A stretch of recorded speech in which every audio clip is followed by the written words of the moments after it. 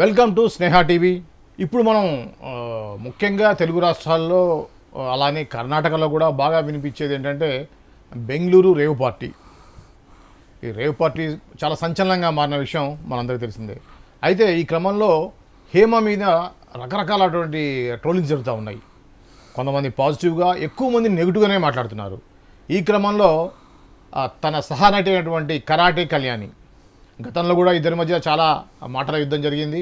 ఈ క్రమంలో కరాటే కళ్యాణి హేమ గురించి చాలా ఇదిగా మా నుంచి అంటే మూవీ ఆర్టిస్ట్ అసోసియేషన్ నుంచి ఆమెని సస్పెండ్ చేయాలని చాలా స్ట్రాంగ్గా మాట్లాడారు. ఈ క్రమంలో మూవీ ఆర్టిస్ట్ అసోసియేషన్ ప్రెసిడెంట్ అయినటువంటి మంచు విష్ణు ఒక పాజిటివ్గా రెస్పాండ్ అయ్యారు. దీనికి సంబంధించి సినీ క్రిటిక్ దాసరి విజ్ఞాన్ గారితో మాట్లాడి మరింత విషయాలు తెలుసుకునే ప్రయత్నం చేద్దాం. నమస్తే అండి. నమస్తే విజ్ఞాన్ గారు, మీకున్నటువంటి సినీ పరిజ్ఞానంలో ఇప్పుడు హేమ చేసినటువంటి కార్యక్రమం ఏదైతే ఉందో రేవ్ పార్టీలో పార్టిసిపేట్ చేయటం, అక్కడ డైరెక్ట్గా రెడ్ హ్యాండెడ్గా దొరకడం మనం చూసాం. తర్వాత తనకు సంబంధించిన శాంపిల్స్లో కూడా పాజిటివ్గా వచ్చిందని చెప్పేసి పోలీసులు తెలియజేశారు. ఈ క్రమంలో మంచు విష్ణు మాట్లాడిన తీరుని కానీ, అటు కరాటే కళ్యాణి మాట్లాడిందని కానీ మనం ఏ విధంగా చూడొచ్చు? సో యాక్చువల్లీ రేవ్ పార్టీ సంబంధించి ఈరోజు విచారణ. సో ఆల్రెడీ వీళ్ళని జ్యుడిషియల్ కస్టడీలోకి తీసుకున్నారు కొంతమందిని. A1 A2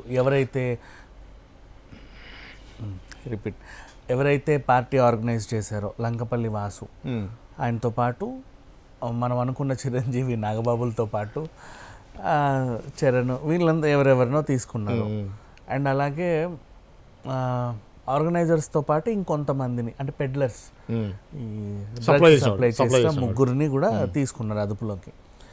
అండ్ అలాగే పార్టీలో పాల్గొన్న 103 మంది, యాక్చువల్గా 103 మంది 200 పైచిలకు పాల్గొన్నారు. అంటే 2 రోజులు జరిగిన యథేచ్ఛగా జరిగిన పార్టీలో సాటర్డే రోజు కొంతమంది పోగా, సండే మళ్ళీ కొంతమంది జాయిన్ అవ్వగా, సండే రోజు దొరికిన వాళ్ళలో 103 మంది. ఈ 103 మందిలో అందరికీ టెస్టులు చేయగా 86 మందికి పాజిటివ్ రావడం. 86 మందికి పాజిటివ్ వచ్చింది. ఆ 86 మందిలో 57 మంది అబ్బాయిలు ఉండగా మిగతా 29 మంది అమ్మాయిలు ఉన్నారు. సో ఆల్మోస్ట్ అమ్మాయిల గురించి మాట్లాడితే ముగ్గురు మినహాయిస్తే అందరూ తీసుకున్నారు. అవును, అబ్బాయిలో సగం అంతే. సో దీంట్లో వీళ్ళందరికీ నోటీసులు పంపి 8 మందిని ఇప్పుడు హాజరు కావాలని అడిగారు. ఆ 8 మందిలో హేమ గారి పేరు కూడా ఉంది అని ఒక వార్త బయటకు వచ్చింది. అంతే, ఉందా లేదా కూడా మనకు తెలియదు. ఉంది అని ఒక వార్త బయటకు వచ్చింది. నెక్స్ట్ అలాగే వీళ్ళకి నోటీసులు ఇచ్చారు. ఇన్ కేసు ఒకవేళ హేమ ఉందే అనుకుందాం. లేదు అంటే మీడియాలో హేమ అనే ఆవిడ ఉంది, ఆవిడ ఫోటో కూడా రిలీజ్ చేశారు కదా బెంగళూరు. అదే అంటిల్ అండ్ అన్లెస్ కోర్టులో తీర్పు వచ్చే వరకు మనం ఎవరిని ఏమనకూడదని. డీసీపీ ప్రెస్ మీట్ పెట్టలేదు, ఎవరేమనలేదు, వార్తలను చూసి మనం మాట్లాడకూడదు. నెక్స్ట్ అలాగే సరే ఉంది, హేమ కూడా ఉంది, ఓకేనా. ఆవిడ బాధితురాలా లేకపోతే ఆర్గనైజరా దోష తెలీదు ఇన్ కేస్, అంతే కదా. She's not a peddler. తనేం అక్కడ అమ్మాయిలు సప్లై చేసిందా, అది దానికి దాఖలాలు లేవు. అమ్మాయిలు సప్లై చేస్తే అమ్మాయిలు చెప్తారు కదా, ఆ హేమ తీసుకొచ్చింది మాకు ఏదో మాయ మాటలు చెప్పి అని. దొరికిన తర్వాత చెప్పాలి కదా, కనీసం ఒకరన్నా నిందించరా. మాకు హేమనే తీసుకొచ్చిందంటే మాకు అసలు పబ్ అంటే ఎట్లుంటుందో కూడా మాకు తెలియదు, ఈమెనే పట్టుకొచ్చింది ఫోన్లు చేసి చెప్పరా. ఇలాంటివన్నీ ఉంటాయి. కాకపోతే ఏంటంటే కరాటే కళ్యాణి విషయానికి వస్తే ఇండస్ట్రీకే చెడబుట్టింది ఈవిడ. అసలు ఈవిడ గురించి మాట్లాడుకోవడం చాలా తక్కువ. ఇండస్ట్రీ పరువుని ఎప్పటికప్పుడు తీయడానికి రెడీగా ఎవరైనా ఉన్నారు అంటే కరాటే కళ్యాణి ఒకతే. ఆవిడ నిన్న ఆరోపించిన ఇంకో మాట ఏంటంటే, అంటే గతంలో ఈమె చేసిన పనులు ఏవైతే ఉన్నాయో దాన్ని హేమ ఖండించినందుకు ఒక టైం దొరికింది కదా అని చెప్పేసి ఈవిడ హేమ మీద పడింది, అంతే. ఇప్పుడు ఇండస్ట్రీ పరువు తీయడానికి ఈమె ఏమేం చేసింది, సాక్షాత్ ఎన్టీఆర్ గారినే అవమానించింది. ఒక కులము మతము పక్కన అండగా పెట్టుకొని, ఈవిడకు సంబంధం లేని విషయం మళ్ళీ. అండ్ నెక్స్ట్ పేకాట్లో దొరికింది, చిన్నపిల్లలు నమ్ముకుంటది అని కూడా వార్తలు వచ్చాయి, చాలా వచ్చాయి ఈమె దగ్గర. 1 కాదు 2 కాదు, బోల్డ్ అని వార్తలు వచ్చాయి. ఆమె ఖండించినా ఖండించకపోయినా నిన్నగాక మొన్నే ఒప్పుకుంది. అప్పుడు అసలు నాకు పేకాట అంటే ఏంటో తెలియదని అప్పుడు చెప్పిందా. నిన్నగాక మొన్న ఏమనిందంటే, నేను ఏదో సరదాగా పేకాట ఆడితే దాన్ని పెద్ద ఇష్యూ చేశారు, మరి ఇప్పుడు ఈమె చేసింది ఏంటి రేవు పార్టీ. నువ్వు వాడావుగా, మరి ఈమె ఆడిందో లేదో పాడిందో లేదో తెలియదుగా, నువ్వు ఒప్పుకున్నావు అంటే నువ్వు చేసేది తప్పే. అండ్ నెక్స్ట్ ఆమె మీద పడి ఏంటంటే మా అసోసియేషన్ నుంచి ఆమెను తీసేయాలి, ఆమెకు అదేంటి సస్పెండ్ చేసేయాలి. నువ్వెవరమ్మా చెప్పడానికి, మా అసోసియేషన్ తీసేయడానికి, అధ్యక్షుడు చెప్తాడు. నెక్స్ట్ అలాగే ఇక హేమ గారి గురించి మాట్లాడుకుంటే ఈవిడేమనిందంటే, మొన్న నటి వర్ష నటి వర్షని హేమ అమ్మేయాలనుకుంది. మాకందరికి ఒక వాట్సాప్ గ్రూప్ ఉంటుంది.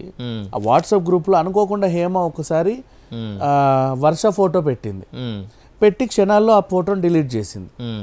ఎందుకు వర్ష ఫోటో పెట్టింది, ఎందుకు డిలీట్ చేసింది అంటే నటి వర్షని హేమ అమ్మేయాలనుకుందంట. ఆమె ఏదో గ్రూప్లో పెట్టపోయి, ఏదో వ్యభిచార గ్రూప్లో పెట్టపోయి అనుకోకుండా బై మిస్టేక్ మా గ్రూప్లోకి వచ్చింది. వాట్ ఈస్ దిస్ అనుకున్న లోపే డిలీట్ చేసింది. వర్ష ఫోటో హేమ ఎందుకు షేర్ చేస్తుంది అని అనింది. For example Hema Bigg Boss కూడా వెళ్ళింది. వర్ష పేరు కూడా బిగ్ బాస్ లో వినబడుతుంది. సజెస్ట్ చేయొచ్చు ఎవరికైనా. నెక్స్ట్ ఎవరైనా ఒక ఈవెంట్ కి సంబంధించి ఒక యాంకర్ కావాలి అన్నా సజెస్ట్ చేయొచ్చు. అంటే నువ్వు ఒక అమ్మాయి ఫోటో షేర్ చేస్తే గ్రూప్ లో వ్యభిచారం చేయడానికే చేసావా అని కరెక్టేకలని ఆరోపిస్తుంది. ఈమె చేసే పనులన్నీ బాగానే ఉంటాయి, దానికి ఈవిడ ఎప్పటికప్పుడు ఖండించుకుంటా వస్తుంది. నేను అది కాదు, నేను ఇది కాదు, నేను శుద్ధ పూసని అని. ఇప్పుడు ఎట్లయితే హేమన్ అంటున్నారు సాంప్రదాయని శుద్ధ పూసని అని రాస్తున్నారు, అది ఈవిడకి రాయాలి యాక్చువల్లీ చెప్పాలంటే. అండ్ ఈమె గురించి మాట్లాడుకోవడం చాలా దండగా. శ్రీకాంత్ అనే యూట్యూబర్ మీద కూడా దాడి చేయడం. ఎగ్జాక్ట్లీ. ఈమె గురించి ఎంత తక్కువ మాట్లాడుకుంటే అంత మంచిదండి. ఇండస్ట్రీకే చెడబుట్టింది. చాలా సింపుల్ గా చెప్తున్నా నేను, ఓపెన్ స్టేట్మెంట్. ఇకపోతే నాతో కూడా ఒకసారి గతంలో ఎన్టీఆర్ విగ్రహం వివాదంలో కూడా నేను ఈవిడ్ని చెబితే, ఎందుకు అమ్మాయి నీకు అనవసరంగా వెళ్ళి ఎన్టీఆర్ గారి పరువు తీస్తున్నావు, ఏదో అనవసరం అంటే నీకు సంబంధం లేని ఇష్యూ అది. వాళ్ళు ఏదో ఆనందం తట్టుకోలేక కట్టుకుంటున్నారు. అలా బోల్డ్ ఎంతమంది బోల్డ్ రకాలు కట్టుకుంటారు. నీకెందుకు అని అడిగినందుకు, నువ్వెవరో నాకు తెలుసు, నువ్వు కెమెరాల దొంగవి నాకు తెలుసు, నీ బతుకు ఎవరికి తెలియదు అన్నట్టుగా నా మీద ఒక వీడియో చేసి రిలీజ్ చేసింది. అంటే కామెంట్లలో ఏవో వస్తూ ఉంటాయి కదా. సరే ఏదో ఒకటి, ఆమె గురించి మనం మాట్లాడుకోవడం దండగా. ఇకపోతే మళ్ళీ ఎవరు, మన తమన్నా సింహాద్రి. ఈవిడ ఏంటంటే హేమక్క గురించి నాకు బాగా తెలుసు, నన్నే అమ్మబోయింది, నేను చాలా చూశాను ఈవిడ్ని ప్రత్యేకించి. ఇంకోటి ఏంటంటే అమ్మాయిలని, ఇండస్ట్రీ కొత్తగా వచ్చే అమ్మాయిలని ఎందుకు అనవసరంగా నువ్వు అవకాశం తీసుకున్నా నీ కమిట్మెంట్ అడుగుతారు, కమిట్మెంట్ ఇచ్చి ఆ క్యారెక్టర్ చేసి నువ్వు కష్టపడి షూటింగ్ చేసి రోజు 3,000-5,000 తెచ్చుకోవడం ఎందుకు? అదేదో డైరెక్ట్ గా ఆ కమిట్మెంట్ ఏదో ఇక్కడ ఇచ్చావనుకో వ్యాపారవేత్తలు, వాడికి నువ్వు నచ్చితే రెగ్యులర్ గా వస్తాడు. ఏదో హీరామండిలో వేషల దగ్గరికి రెగ్యులర్ వచ్చినట్టు నీకు వచ్చినప్పుడల్లా చిల్లరేస్తాడు, ఇక్కడ బోల్డ్ డబ్బులు వస్తాయి అని హేమ చెప్పి పట్టుకెళ్ళిందంట. ఈమె చూసింది మరి ఈ తమన్నా సింహాద్రి, అలా చెప్పుకొచ్చింది ఈవిడ. నాకు కూడా తెలుసు, నన్నే అమ్మేయాలనుకుందని ఆవిడ చెప్పింది. ఇకపోతే మంచు విష్ణు విషయానికి వస్తే, హేమ బాధితురాలు, ఆమె డ్రగ్స్ తీసుకుంటే she's not a peddler. In case ఎవరైనా ఏదైనా కలిపి కూడా ఇవ్వచ్చు, చెప్పలేము. ఆమె వచ్చింది, అక్కడికి వచ్చిందా లేదా కూడా ఇంకా దాఖలాలు లేవండి, న్యూస్ వస్తుంది అంతే.